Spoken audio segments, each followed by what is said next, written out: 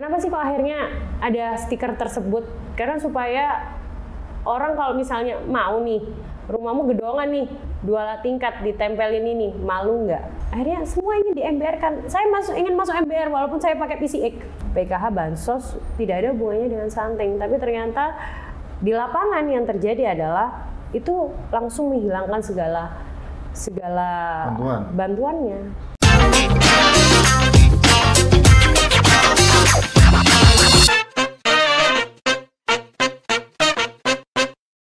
Halo Rek, hari ini kita kedatangan tamu, ada Ning Cici atau kita kenal Juliana Ivawati. Terima kasih sudah datang Ning.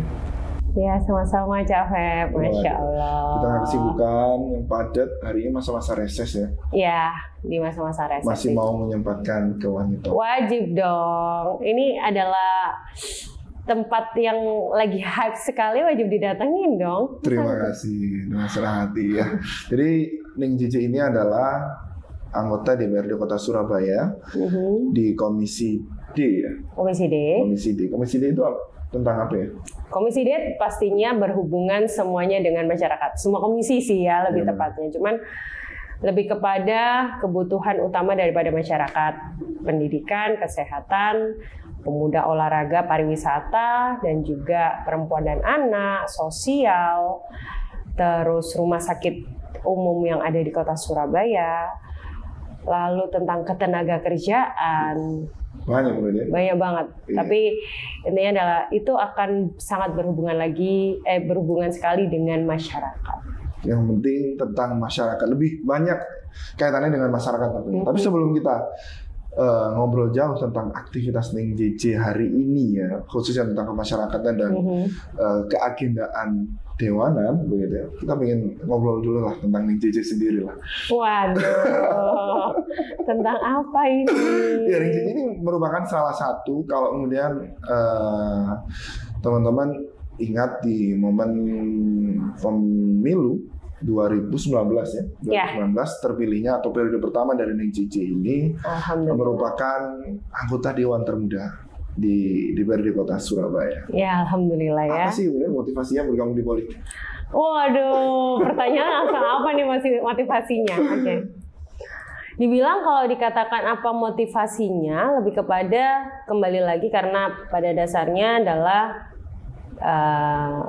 organisasi ya.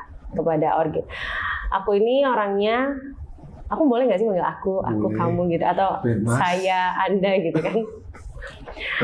Jadi pada dasarnya karena memang aku ini orangnya suka dengan organisasi, suka memang dengan sebuah komunitas. Di situ sempatlah mungkin aku lupa sih ya Cak Feb pada waktu itu apa enggak ya. Sempat di masa-masa di aktif-aktifnya Cak Daning nih, karena aku memang startnya dari Cak Daning juga nih ya. Kenapa kok sampai terfikirkan ini terceletuknya tanpa aku sadari ya. Sesungguhnya terceletuknya tanpa aku sadari itu di saat memang waktu aku jadi pengurusnya Cak Daning. Okay. Aku lupa di tahun 2013, 14? No. 2015 rasanya malahan ya. Aku lupa waktu itu kita bikin sebuah acara yang sekarang lagi di-hype-kan sama teman-teman juga, balapan sangar itu ya. Itu startnya itu alhamdulillah waktu itu aku sebagai penanggung jawab pertama kali yang juga memang menjadi penggagas awal daripada acara tersebut. Cuman di situ merasa bahwa kok nggak ada dukungan ya untuk anak muda ya di sini kayak gitu. Jadi dan alhamdulillah sekarang saya lihat supportnya banyak sekali gitu kan. Saya bangga, aku bangga banget di situ teman-teman dapat support banyak banget. Dan waktu penggagasan awal itu bahkan aku tidak mendapatkan support apapun dari pemerintah Kota Surabaya. Nah di situ merasa bahwa kok nggak ada ini ya, kok tidak ada support apapun. Aku harus ke waktu itu aku belum kenal yang namanya anggota Dewan Kota Surabaya. Nggak tahu siapa-siapa. Nggak tahu siapa-siapa. Buta sekali. Malah yang aku kenal adalah anggota Dewan Provinsi. Yang memang dari salah satu senior kita juga memang kebetulan juga dari fraksi PAN yang memang saat ini memang saya juga di fraksi PAN ya. Di situ saya bertemu lah Tapi saya di situ tidak hanya bertemu dengan fraksi PAN. Saya bertemu dengan beberapa anggota DPRD itu fraksi PKB, fraksi PAN, saya lupa satunya fraksi mana lagi. Dan di situ mereka beliau-beliau ini senang sekali ngobrol, dan saya tuh senang ngobrol sama beliau. Bahkan beliau ngomong, ya inilah kenapa kita juga butuh anak-anak muda yang juga hadir di tengah-tengah seperti kita ini, karena juga perlu mendengarkan suara daripada kalian kayak gitu. Di situ, oh, loh kalau gitu sempatlah terceletuk. Kalau gitu saya cocok dong Mbak, bisa dong Mbak jadi anggota dewan gitu kan? Ya bisa, nggak apa-apa. Ayo, ini apa namanya kamu? Enggak lah Pak, saya ini cuma apa sih gitu kan? Ya waktu itu memang saya lagi aktif-aktifnya organisasi dan juga kuliah S2. Oke. Ya di situ kan ngerasa bahwa oh enggak lah, waktunya saya memang masih mengejar cita-cita saya. Yes. Dimana cita-cita masih harus dikejar dong, masih S2, S2 gitu kan? Ya, selesaikan dulu lah ya. Akhirnya di situ terceletuklah di situ gitu. Terus nggak apa-apa kalau memang perlu kamu harus emang menyuarakan anak muda ya. Apa ya, inilah juga bisa menjadi jalanmu untuk memang menyampaikan aspirasinya anak muda. Gitu waktu itu ketemu sama anggota dewan itu. Saya oh gitu ya Pak ya gitu. Akhirnya udah nggak kepikiran lagi nih. Akhirnya ya waktu akhirnya penyalakan itu kemarin, oh ini kayaknya jadi ngingetin beberapa tahun yang lalu ini. Ya. Gitu. Ya di situ mikir, memang dari awal mikirnya gini, emang kalau bukan kita siapa lagi sih yang akan membawa aspirasinya anak muda? Siapa sih yang akan membicarakan apa sih yang dibutuhkan anak muda? Apa sih yang harus diberikan kepada anak muda? Bahwa anak muda itu cukup, ayo libatkan kami. Kan sebenarnya gitu kan. Ingin dilibatkan, ingin sekali mereka itu, ayolah Surabaya ini mau dibawa kemana? Libatkanlah kami, ajak bicara kami supaya kami juga dapat menyumbangkan apa pikiran, tenaga apapun itu untuk kota Surabaya. Dan yang saya lihat bahwa anak-anak muda sekarang juga sebenarnya kalaupun diberikan ruang, mereka akan berkreasi dengan kreasinya mereka sendiri. Gitu. Jadi itu awal pertama kali. Ya terfikirkannya ya. Ya alhamdulillah. Mungkin ya makanya itulah. Apa ucapan itu doa. Nah makanya benar kan, ucapan itu doa. Jadi memang harus berucap yang baik-baik. Dan kebetulan mungkin waktu itu didengar oleh Allah ya. Alhamdulillah sampai sekarang. Akhirnya mendapatkan amanah itu. Akhirnya mendapatkan amanah dan menjadi wakil rakyat. Yes. Tapi kita coba flashback ke belakang lagi ya. Bahkan mungkin sebelum menjadi anggota Dewan Termuda, mungkin boleh cerita sedikit lah secara singkat begitu ya, masa kecil dan sampai kemudian berada di titik ini sebenarnya ada nggak sih kaitannya dengan politik atau bahkan sama sekali tidak ada? Mulai ketertarikan maksudnya? Iya, keterkaitan dan ketersinggungan di dunia politik. Misalnya SD di mana, apakah kemudian ada hubungannya keluarga, SMP di mana, SMP Surabaya semuanya? Aku Surabaya semuanya. Dari lahir sampai besar di Surabaya. Hanya sempat meninggalkan Surabaya di 6 bulan di saat lulus S1 untuk bekerja merantau di Jakarta. Karena memang ini gara-gara memang beliaunya pemiliknya itu seperti kayak udah menyiapkan ini kamu lulus ke sini gitu. Waktu itu ketemu, dan ini juga gara-gara Cak Ning ketemunya sama beliaunya pemilik perusahaan tersebut. Nah itu kalau dibilang ketertarikan dan apa ya, dulu zaman pemilu masih ini ya, belum langsung coblos apa namanya, belum pemilihan langsung, bukan pemilihan langsung ya, tapi keterwakilan yang ada di ini ya DPR RI ya kalau nggak salah itu tuh. Dulu itu kalau ini akhirnya aku flashback dan mengingat-ingat lagi tuh kayak aku menunggu dan menonton itu sampai benar-benar tuntas dan terpilihlah presiden kita waktu itu.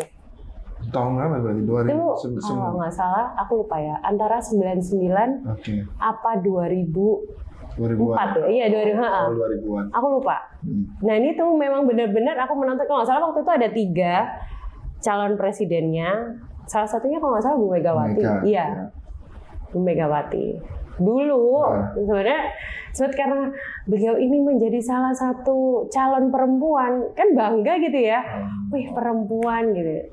Itu benar-benar menonton itu sampai itu kan lama banget kan prosesnya. Kalau nggak salah itu seharian sampai malam. Itu nggak meninggalkan TV sama sekali ya. Karena emang tertarik gitu aja. Iya, karena tertarik ini apa sih gitu kan, kayak loh kok ini sih kayak ada terpacu sendiri gitu tanpa kita sadari ya. Yeah. Setelah aku flashback, oh iya ya, tanpa aku sadari ternyata aku suka hal-hal yang seperti ini memang gitu. Dan dulu jujur aku ini sebenarnya adalah kalau dibilang dulu itu aku pengennya kuliah di kedokteran, Cak Feb. Kedokteran, FK. FK. Oke. Ini anak FK yang nggak diterima. Udah, tapi SMA-nya IPA. SMA IPA. Oh, makanya ingin tutup. SMA-nya IPA, tetapi setiap ditanyai cita-cita, kan kita ada kayak ngisi form apa, cita-cita. Zaman dulu kan selalu ya cita-cita gitu. Cita-citaku adalah notaris. Notaris. Cita-cita. Jarang banget ya kecil bilang notaris. Cita-citaku notaris. Enggak.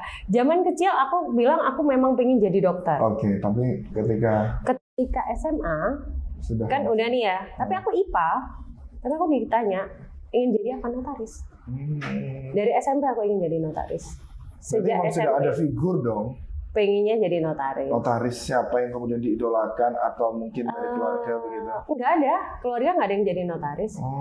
Keluargaku pure semuanya pedagang, kakekku seorang PNS, nenekku seorang pedagang, ayahku pedagang, seluruh keluarga adalah pedagang. Tidak ada yang namanya itu politik dan lain-lain.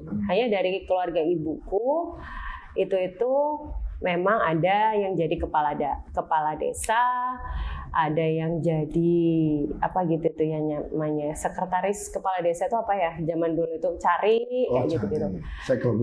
Kakekku cari memang kebetulan. Nah, tapi kan nggak ada kayak ya udah sih nggak ada hubungannya gitu. Tapi ya alhamdulillah ternyata memang jalan orang itu nggak ada yang tahu gitu. Dulu SMA berapa? SMA aku SMA Negeri 6 yang kebetulan sebelah kantor aku. SMA 6 SMA ya?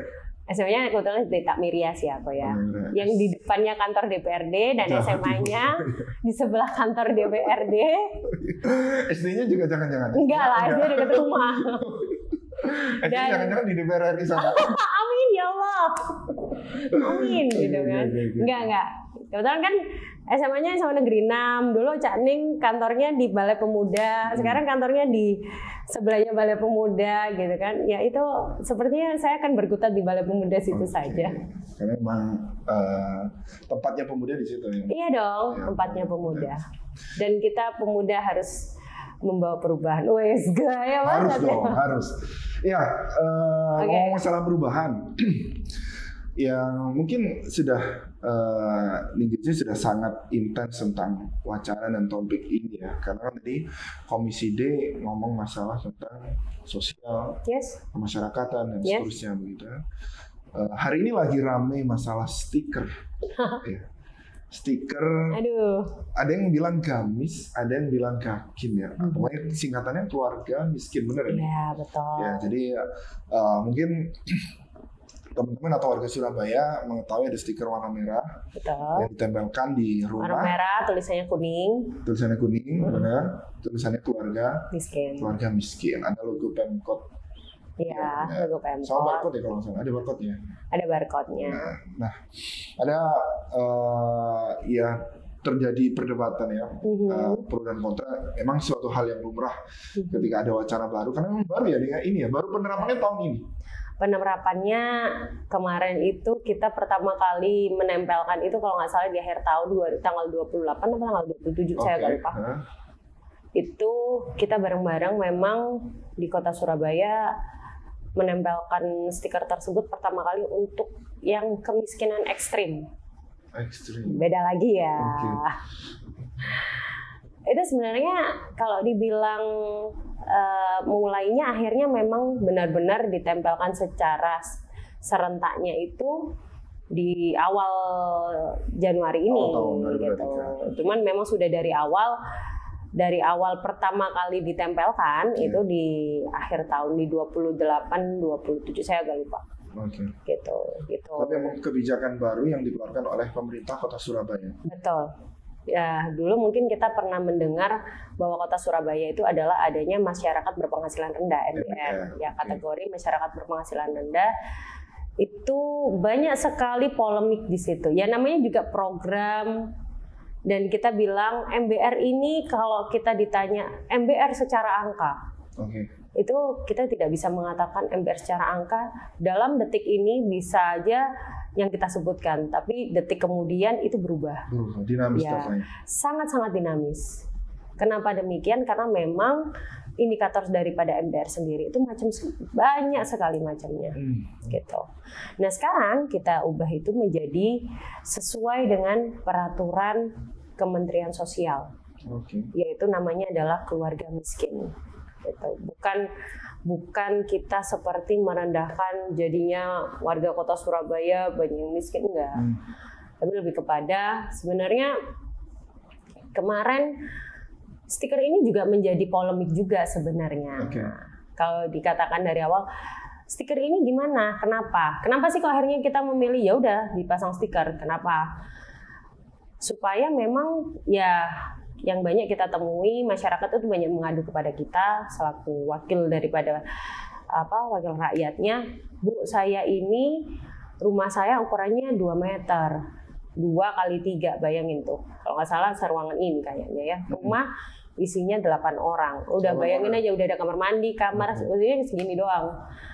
Terus Bu, iya saya ini suami saya sakit tidak bekerja.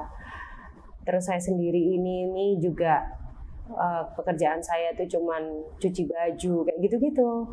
Anak saya ini semuanya masih dari SD, SMP dan lain-lain kayak gitu. Banyak tunggakan dan lain-lain. Saya nggak mendapatkan bantuan apa-apa, Bu. Depan rumah saya, Bu, rumahnya tingkat 2, mobilan, ada mobilnya, ada motornya, tiap bulannya dapat PKH, Bu. Mendengar itu kan kayak kita ya Allah, dolim banget ya, gitu kan, ya Allah gitu. Terus akhirnya kita harus tahu nih bahwa di situ ternyata masih banyak sekali keluarga-keluarga miskin di Kota Surabaya ini yang memang tidak sesuai gitu. Nah akhirnya indikator daripada keluarga miskin harus kita ubah. Jadi kayak di riset ulang kemarin tuh indikatornya adalah banyak sekali. Kalau dari saya lupa kalau dari peraturan menteri itu ada sekitar berapa gitu ya. Tapi akhirnya kita bikin kategorinya. Dan kalau kategori miskin itu kita kiranya kalau nggak salah sesuai dengan BPS itu yang penghasilannya 600.000 per bulan. Itu dikatakan ekstrim. Miskin. Ya kan. Nah 600.000 sebulan di Kota Surabaya emang ada gitu kan? Ya nggak ada lah di Kota Surabaya gitu kan. Terus setelah itu kita bilang kita rubah. Nggak bisa. Akhirnya di angka kalau nggak salah saya lupa 800.000 kalau nggak salah. Saya agak lupa ya. Di situ itu dikatakan kemiskinan ekstrim. 680.000 itu kemiskinan ekstrim. 800.000 itu keluarga miskin. Dan juga ada lagi yang namanya pramiskin. Ya. Kenapa sih kok akhirnya ada stiker tersebut? Karena supaya orang kalau misalnya mau nih rumahmu gedongan nih 2 tingkat ditempelin ini, malu nggak? Iya. Bahwa ini yang benar-benar rumahnya orangnya tidak mampu dan memang layak untuk mendapatkan bantuan, itulah yang ditempelin stiker tersebut. Gitu. Berarti kalau kita ngomong masalah indikator tadi, ada beberapa level tentunya. Kalau di Surabaya saja lah, yang sering dipakai itu berapa kategori miskin, keluarga miskin, pramiskin, 2. Sebenarnya kalau dikatakan ya keluarga miskin dan pramiskin. Cuman ada juga yang namanya, tapi kita juga ingat ada yang namanya kemiskinan ekstrim. Itu juga masih dipakai, tetapi memang tidak banyak. Hampir tidak ada ya di Surabaya? Ada. Ada ekstrim. Ada di tengah kota sekali. Kemiskinan ekstrim itu masih ada di Kota Surabaya. Masih banyak. Walaupun tidak sebanyak keluarga miskin. Iya. Kemiskinan ekstrim itu ya kalau dikatakan ribuan ya, cuman ya tidak banyak lah istilahnya ya, tapi sudah termasuk dibilang kemiskinan ekstrim. Bagaimana kita penanggulangannya kemarin ya akhirnya sudah diberikan dorongan bantuan untuk mereka supaya keluar daripada kemiskinan ekstrim itu tadi. Gitu. Oke. Kalau tidak salah, MBR pada saat itu pernah mencapai angka 2 juta. 1 juta. 9 sekian. Ya, kan? 1 juta. 1 juta. Oke. Yang itu artinya hampir 30% lebih, benar ya? Dari seluruh warga kota Surabaya. Iya. Apakah semiskin itu warga kita? Ya, gimana ya? Ya, kita kembali lagi ya. Oke. MBR ini menjadi kartu sakti. Kartu sakti untuk bisa masuk ke mana? Iya kan? Kalau ini ya, Benar. kalau kita review ulang dan review kembali itu apa sih? MBR ini bisa dapat apa aja sih gitu kan? Banyak sekali MBR. Kalau kita review ulang kembali, flashback sedikit aja. MBR terakhir itu seluruh MBR Kota Surabaya itu digratiskan untuk masalah sekolah pasti ya. Seluruh sekolah itu pasti gratis. Nah, tapi kalau MBR dapat seragam, ya, dapat Buku. Buku. Kalau buku enggak sih ya. Lebih kepada seragam dan perlengkapan sekolah lah intinya. Nah, terus kalau MBR misalnya dia tidak masuk negeri, dia bisa masuk swasta dan dibiayai oleh pemerintah Kota Surabaya. Gratis 3 tahun sampai lulus. Ya kan? MBR apalagi dapatnya? Banyak sekali. Bahkan kapan hari itu untuk seluruh pegawai kontrak zaman dulu ya, sebelumnya ini peraturan yang baru ya. Pegawai kontrak harus MBR. Bayangin. OS ya? OS, outsourcing di Kota Surabaya itu wajib MBR. Itu kan ya, akhirnya semua ini di MBR kan. Saya ingin masuk MBR walaupun saya pakai PCX. Gimana? Bayangin pakai PCX tapi minta MBR. Nah, itu kayak antara nggak malu nih sama motornya.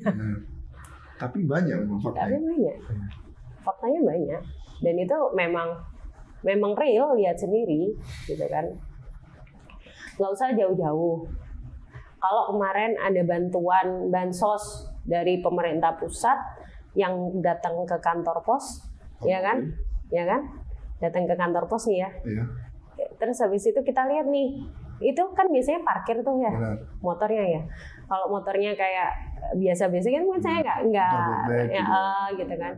Enggak, ini motornya Mega Pro, PCX dan lain-lain seperti itu. Terus saya cuma motor sport, terus ya Allah nggak malu ya gitu, kayak enggak Bu, itu motornya anak saya lah. Kalau misalnya anaknya mampu beli itu kan ya kan, saya tuh sampai sedih lah. Kalau misalnya anaknya Anda ini mampu, ya berarti kan punya penghasilan. Itu sih yang menjadi ayolah masa kamu berubah orang tuamu tidak berubah, seperti itu. Itu sih yang ada miris lah, masa nggak ingat sama orang tua gitu.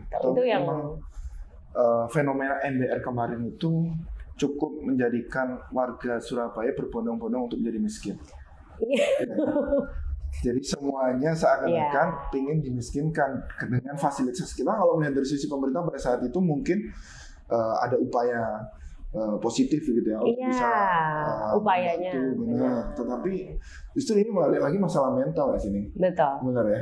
Benar. Sampai kemudian menyentuh angka sekian berarti kan? Iya, itu mental sebesar itu kan? Betul. Ya, kan tadi lihat motor, ngambil bantuan pakai mobil. Iya. Kan? Ada. Sampai kadang saya mikir gini, loh, Ibu ambil bantuan itu, kita bantuan ingat kalau nggak salah 250 atau berapa gitu kan ya, 300 gitu.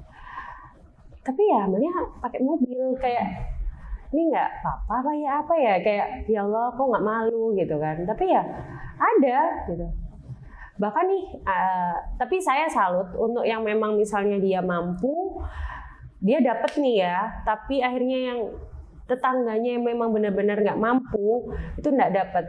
Dia ambil, dia berikan kepada tetangganya. Itu saya standing applause banget. Kenapa ya? Berarti dia melihat bahwa saya nggak layak.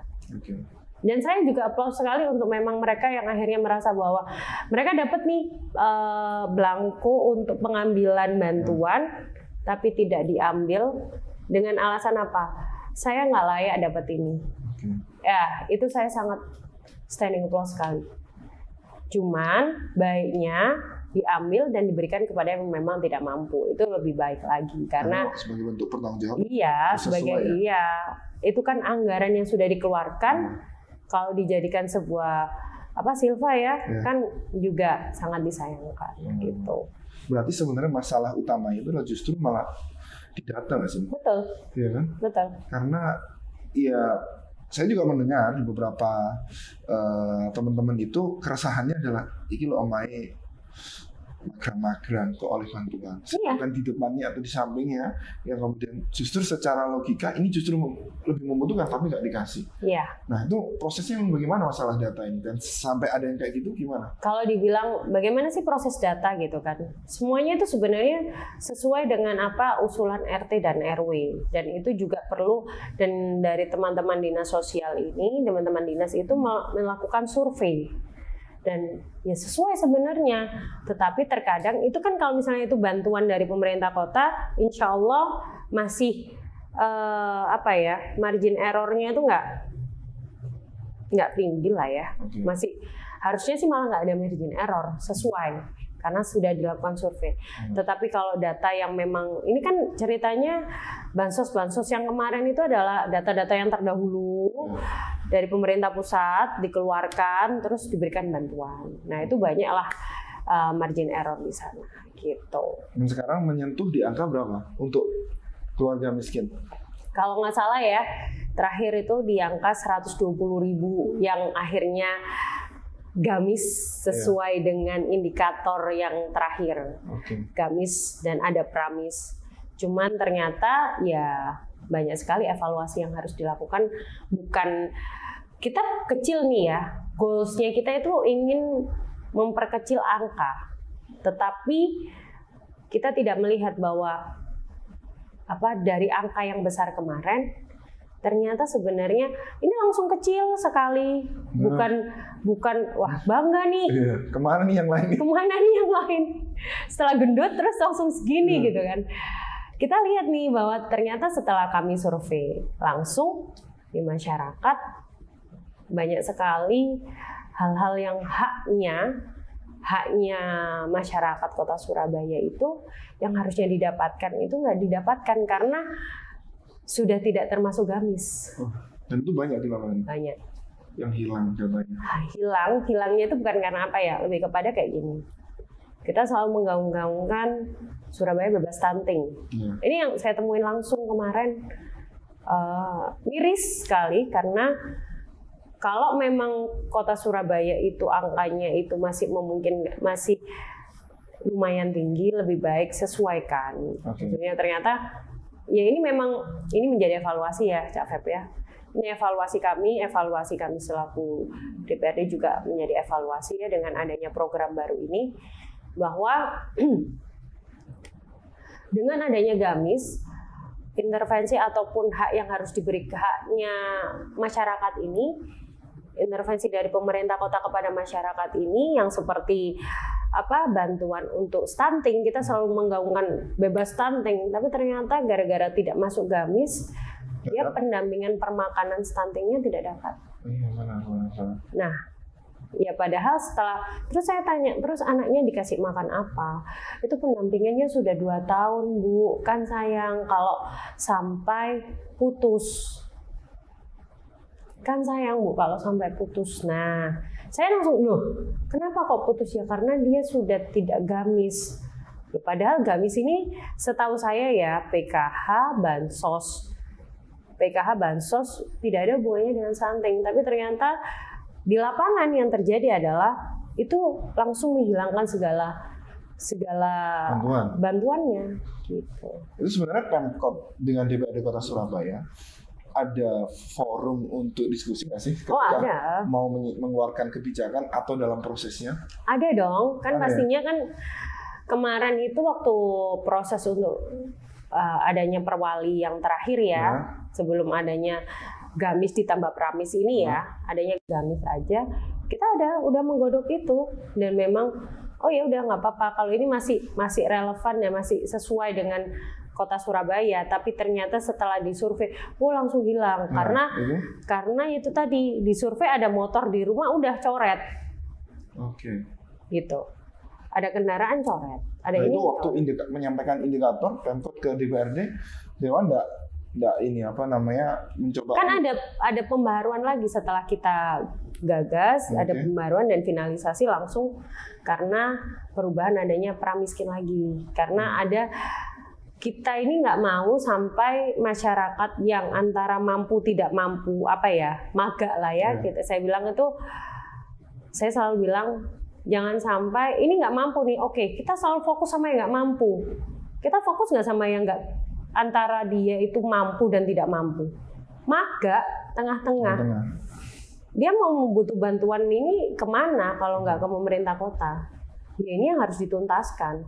Dia ini ambang batasnya kemiskinan. Misalnya dia di atas, tapi di atasnya garis kemiskinan sedikit, jadi dia masih nggak mampu. Dikatakan mampu itu yang seperti apa? Nah ini kita pun juga masih banyak mengevaluasi hal-hal tersebut karena ini juga termasuk program baru. Jadi ya, dan laporan-laporan daripada masyarakat ini yang perlu kita tindak lanjuti dan juga segera harus dicarikan solusi. Artinya akan ada proses berubah lagi kebijakan. Sebuah kebijakan yang saat ini sedang kita kerjakan, Cak Feb, sebenarnya ini adalah insya Allah yang harusnya dapat menyempurnakan adanya kebijakan perwali yang kemarin ya. Saat ini perwali keluarga miskin kalau nggak salah namanya ya. Nah, saat ini kita sedang mengerjakan rancangan peraturan daerah tentang pengentasan penanggulangan kemiskinan Kota Surabaya. Yang dimana insya Allah di Februari ini juga akan segera kita jalankan.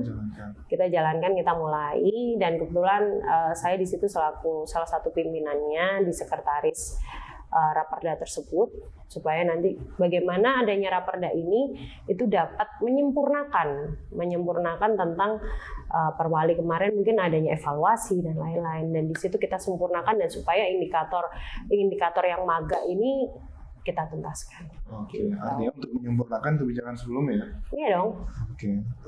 Adanya peraturan baru itu harus menyempurnakan kebijakan sebelumnya. Bukan malah membingungkan masyarakat. Jangan sampai dong. Ya, karena masyarakat terlalu banyak istilah, benar kan? MBR lah, gamis lah. Ini. Tapi masyarakat itu masih banyak yang nggak tahu loh kalau ternyata MBR itu udah nggak ada. Nah, itu masalahnya karena sudah terlanjur kemarin MBR digaung-gaungkan, masyarakat berbondong-bondong masuk MBR, ternyata sudah tidak ada. Nggak ada. Ya.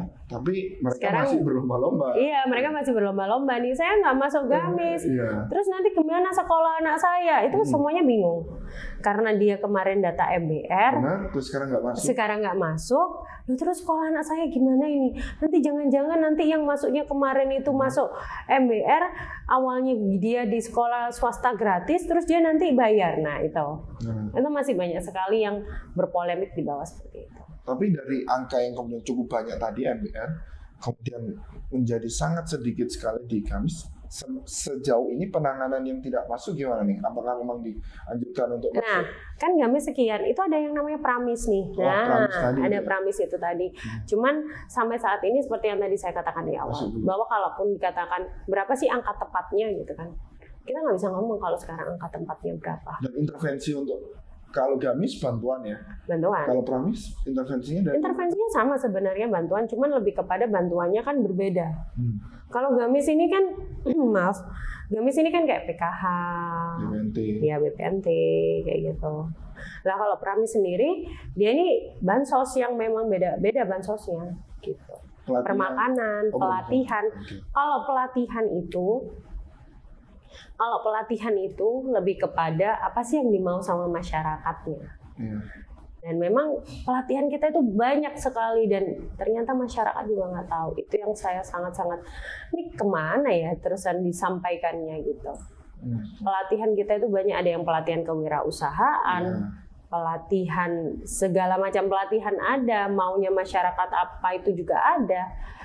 Dan itu terkadang akhirnya masyarakat ini sampai bingung, saya harus memanfaatkan yang bagaimana ya Ning gitu. Saking banyaknya pelatihan. Banyaknya. Tapi just pelatihan saja nggak sih?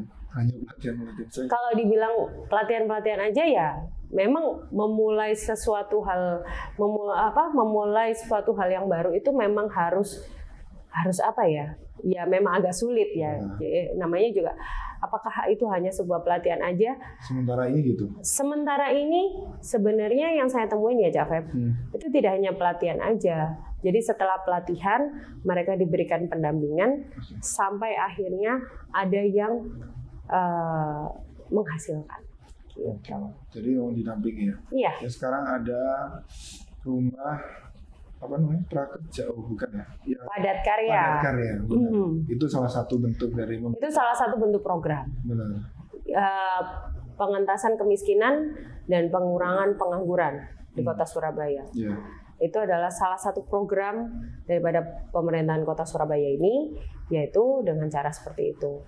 MBR kemarin yang masih dikatakan MBR ya, MBR di situ dipekerjakan penghasilannya, terus nanti ya itu akan dikembalikan lagi kepada MBR yang di daerah sana. Oke.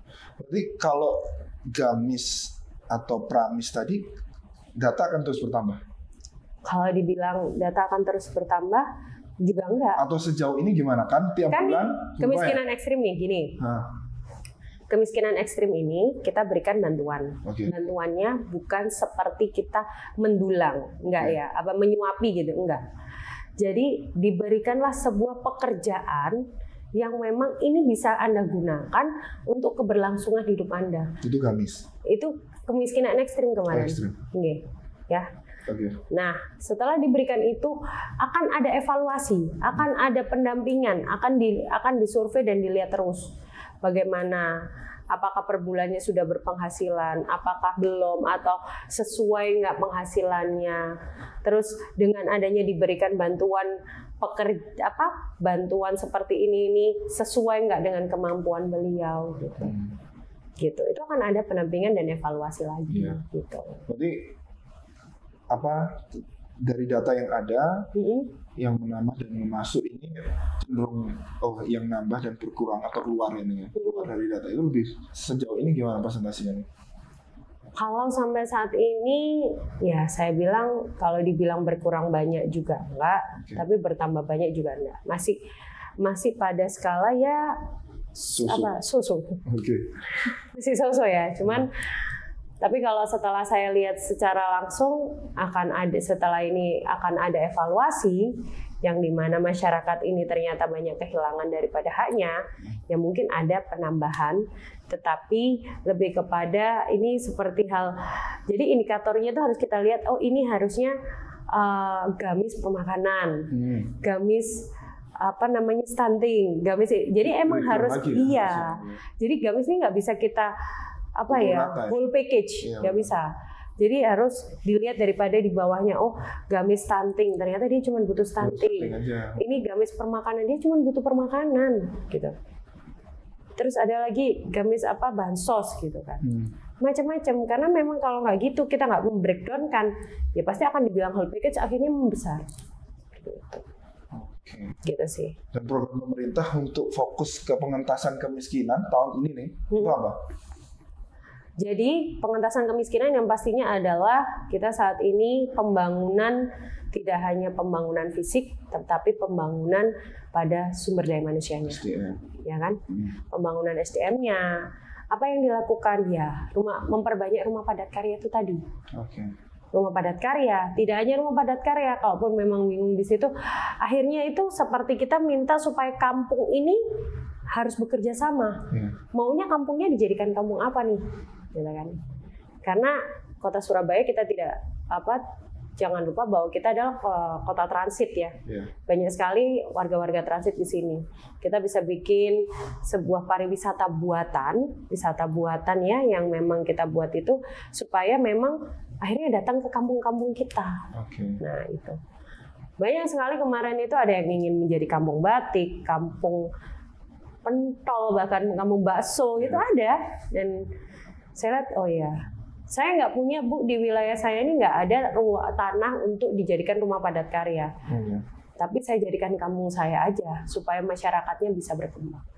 Nah itu saya salut sekali dengan RT ataupun RW yang bisa berpikir seperti itu. Coba nih, sebutkan satu atau contoh yang kemudian berhasil di rumah padat karya di daerah mana nih? Rumah padat karya yang salah satunya yang berhasil di Astagfirullah, Jepara. Tahu nggak? Jepara itu daerah Jepara itu daerah dekat Dupa. Demak itu loh. Magot bukan sih? Ya itu ada maggot, ada lele. Nggak cuma maggot, di situ ada maggot, lele, melon. Buah-buahan di situ. Melon ada? Ada. Berarti tanah luas gitu atau? Tanahnya luas, tempatnya sangat besar. Terus ada lagi batik kota Surabaya yang sangat cukup berkembang di sana, daerah Mulyorejo. Daerah timur ya. Ya, terus padat karya lagi di daerah Pakal, kalau nggak salah ya, Pakal.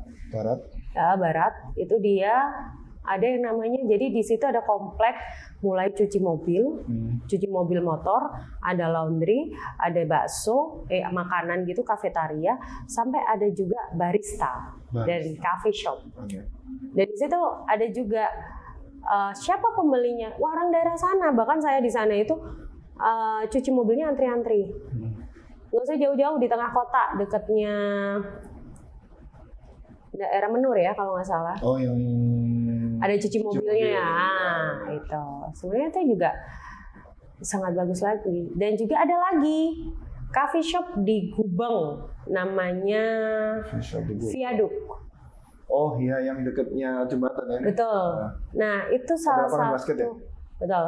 Salah satu padat karya yang termasuk sukses ya, karena omsetnya dalam 1 bulan dia bisa sampai puluhan juta. Wih. Gitu. Baru padahal ya? Baru. Ini tapi support dari warga sekitar. Tidak hanya support dari warga sekitar, ya support dari pemerintah kota pastinya itu di bagaimana ke depannya, dan ada kalau nggak salah ada ruang untuk bekerjanya juga ya kayak gitu ya. Gitu. Itu berarti bentuk pemerintah tidak hanya ngasih makan langsung ya, tetapi ngasih kailnya. Betul. Ya, betul. Dikasih. Bahkan kalaupun ini ya pelatihan itu ya, Cak Feb. Pelatihan itu kami nggak mau pelatihan hanya pelatihan aja. Seperti pelatihan jahit. Pelatihan jahit ini tidak hanya diberikan cara menjahitnya, diberikan modal untuk alatnya, kainnya, patrunnya, seluruhnya, sampai tuntas, sampai dia akhirnya bisa menjual. Dan akhirnya gimana? Didaftarkan ke Epeken sampai itu. Nah, siapa yang akan mengorder? Wajib semua ASN di seluruh kantor di kota Surabaya ini wajib pembelian apapun melalui Epeken. Gitu. Ya, semoga itu memang bagian dari kerja-kerja konkret ya nih ya. Karena kita punya PR besar memang pasca atau waktu pandemi kan lonjakan dari pengangguran begitu besar. Benar, ya kan? Sangat tinggi sekali ya. Benar. Dan sekarang ya kita nggak nutup mata lah itulah semuanya itu ya. Benar. Nah, akhirnya perlahan mulai turun grafiknya. Nah, semoga tetap begitu terus trennya, ya kan, semakin berkurang yang teman-teman yang berada di zona kemiskinan gitu ya, supaya bisa lepas. Gitu ya. Yuk kita semangat keluar dari zona kemiskinan. Jangan malah berbondong-bondong gitu ya. Iya, jangan gini loh, maksudnya ayolah, masa mau sih dibilang miskin terus kayak. Tapi saya nggak nutup mata ya. Kalau memang beliau ini adalah memang dikategorikan memang miskin, ya harus diberikan support yang memang tidak hanya mendulang atau menyuapi saja, memberikan makanan, tetapi berikan semua kebutuhannya, misalnya dia diberikan untuk permodalan pekerjaannya. Gitu. Karena kemarin yang dilakukan kita akhirnya permodalan pekerjaan seperti itu. Lagi-lagi mental block, jangan sampai merasa terlahir miskin terus bukan berarti harus miskin terus. Oh enggak dong. Apalagi yang kemudian pemuda-pemuda begitu ya. Aduh, pemuda kalau sampai dia bilang miskin, dia masih muda, harus bekerja. Karena saya juga nggak jarang menemui teman-teman muda ikut antri mengambil bantuan sosial. Oh enggak, jarang. Oh, jarang ya? Jarang.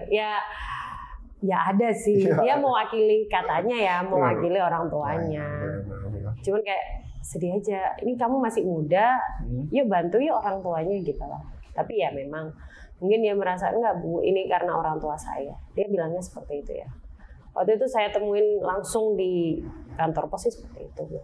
Yes. 2023 sudah jalan 1 bulan, tentunya program dari perencanaan. Oh iya, udah jalan 1 bulan. Perencanaan dari capek yang selalu bikin kita deg-degan itu soalnya 365 harinya dia. APBD yang kemudian sudah disepakati di tahun sebelumnya mungkin juga sudah mulai berjalan begitu. Nah, kalau dari Ning JJ sendiri komentar terhadap program pemerintah sejauh ini yang sudah jalan 1 bulan, atau mungkin ada evaluasi atau ada catatan atau mungkin ada sesuatu yang ingin disampaikan? Yang ada evaluasi sih ya mengenai permakanan ya. Oke.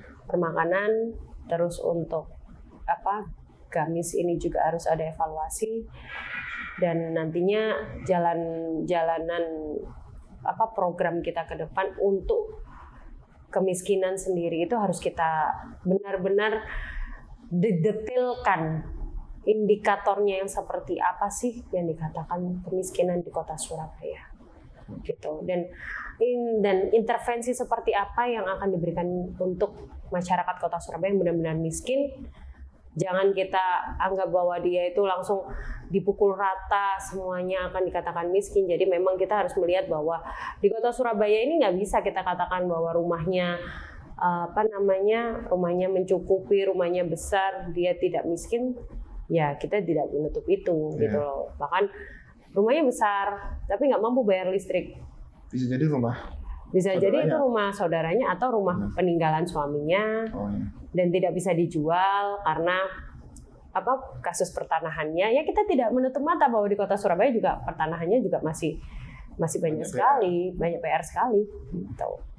Dan intinya saya berharap bahwa apa yang dikatakan keluarga miskin, yuk kita bedahi lagi bagaimana indikator yang benar-benar sangat detail untuk keluarga miskin di Kota Surabaya. Jangan sampai di Kota Surabaya ini dengan adanya keluarga miskin malah menghilangkan hak-hak yang lain, yang miskinnya mampu enggak, tapi dikatakan tidak mampu juga enggak gitu. Data yang utama ya. Betul. Harus benahi data. Tapi ya dari dulu kita juga negara kita ya lebih tepatnya ya. Tapi itu basic yang kalau kemudian sudah sempurna, meskipun tidak sempurna, tapi benar-benar dibenahi. Iya, benahi. Benar-benar dibenahi ya. Benar. Jadi nama warga yang meninggal jangan sampai dimasukkan lagi. Iya, yang miskin real biar kita tahu intervensinya biar pas.